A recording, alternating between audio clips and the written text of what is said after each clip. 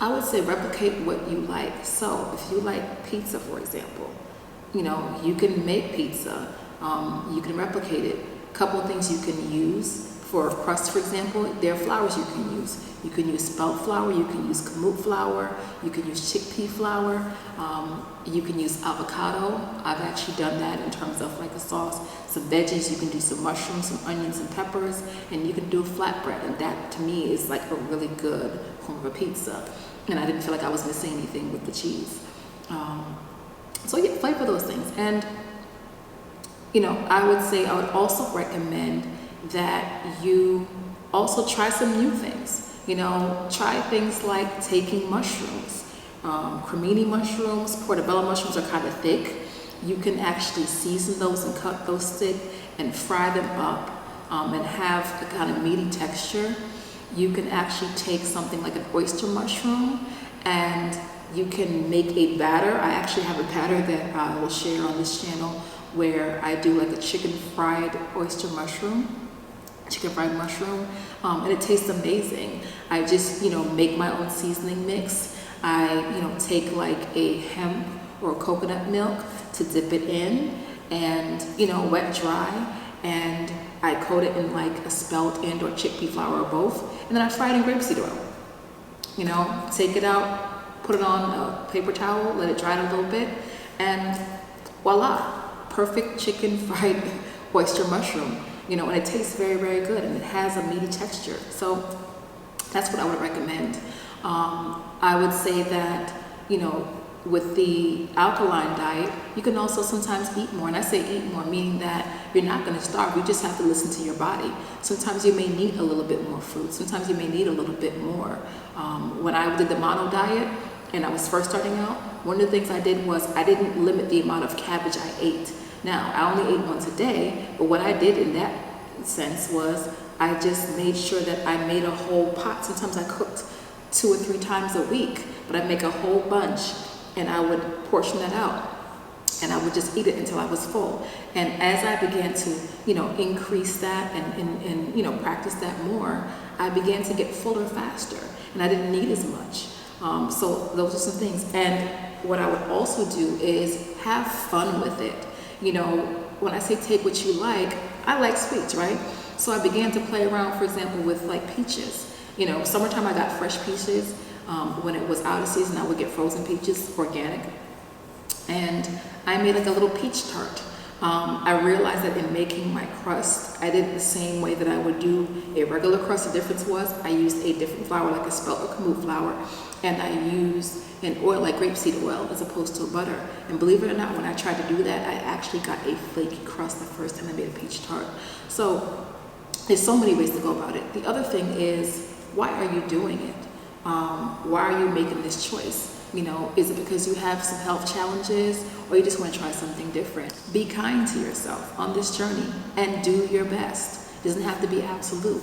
There are plenty of recipes that I will share here that are alkaline on this channel. There are other recipes online and out there as well. Look them up and try them out. And that's what I did when I started. I tried and I actually took those recipes and sometimes changed a couple of things. And I also would recommend you take regular recipes. You can take a regular recipe and you can replace some things and make it more alkaline. What I would also recommend is, do what you feel is right for you and pay attention to your body. When I first started out, I was used to agave and I heard so many conflicting things. I heard it used to be on the diet, it used to be considered alkaline, and I heard it wasn't anymore. And what I was told by a mentor of mine was to just simply use it, but use it sparingly, and then even back when I started, I love to bake, but I wasn't using any leaveners because they weren't approved. And then I began to research some more and I realized that baking soda, real baking soda is one ingredient. That's it. That is it. So I began to use a little bit of that. And now I do use it in some of my baked goods. Once again, do what you feel is right, but also know that to give yourself some grace and that things aren't always absolute. Some things may or may not be for you. And I would also say that,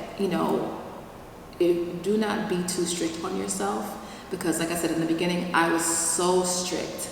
And being so strict on myself and giving myself so much restriction didn't allow for any room. It didn't allow me to hang out with my friends. It didn't allow me to go to events because I felt like I couldn't eat X, Y, and Z. What I did was at home, I would eat that way, or sometimes I would be on that for a while, and I would know that on this date or this I have a party to go to, and I would do my best to pick things that I felt were more alkaline, or I would just enjoy myself. That's it. So no pressure. Now, lastly, I'll say this. The article that I read talked about there being a lack of certain nutrients, a lack of B12, a lack of this, a lack of that. I don't believe in lack. I don't. I do believe in abundance. There is an abundance of choices that you can choose and look for and eat and partake in on this diet. There's an abundance. You just have to look for them. Go to your farmer's market. Look at the fruits and vegetables there. Go to the store and see what's organic. When you're cooking, whether it's conventional or organic, you can soak your fruits and vegetables. You can soak them in some baking soda. You can soak them in some apple cider vinegar. You can do those things. And I would say that, in terms of restriction, give yourself once again some grace. If you want to follow it wholeheartedly and 100%, that's fine. Just understand that there may be places that you go where that may not be the case. Although there's a lot of restaurants popping up that are doing that, and there's services now that are doing more alkaline, plant-based vegan diets. So I would say I'd recommend it, yes. If you do want to have more of a mucus-free diet, if you do want to feel more energetic, if you do, want to feel more clear, and yes, I would recommend it. Do I follow it 100%? No, I don't. I'm just speaking from my experience of the benefits that it gave me when I went on it. And I still eat that way. I still eat a lot of alkaline, plant-based in my diet because I love it and because it causes me to be creative. That's the other thing. I feel like it challenges you to get more creative. It challenges you to find ways to make things that you like in a different form. And it's also inspired me to, find other ways. For example, I love chocolate. I wasn't aware initially that, about the cacao. When I started researching it, and I realized that cacao powder and cocoa powder are two different things. I was used to buying like processed powder that was really hella sweetened, and it wasn't very good for me. So now I buy cacao, and here's the thing, cacao is very bitter, yes. But I put it in my smoothie sometimes. There's actually a smoothie that I have on this channel, a chocolate covered cherry smoothie that I make. And I just balance it out. I put a little bit of cacao in, and I put some dates or date syrup in there, and I sweeten it. And so that's the balance, just knowing how to balance those tastes. But I also get to control what's in it. And so that's the one thing to me that I love about being able to create something anew and create something that's in line with how I eat, being able to control what's in it. So I would say be kind to yourself, do your research, drink your water, experiment, and have fun with it.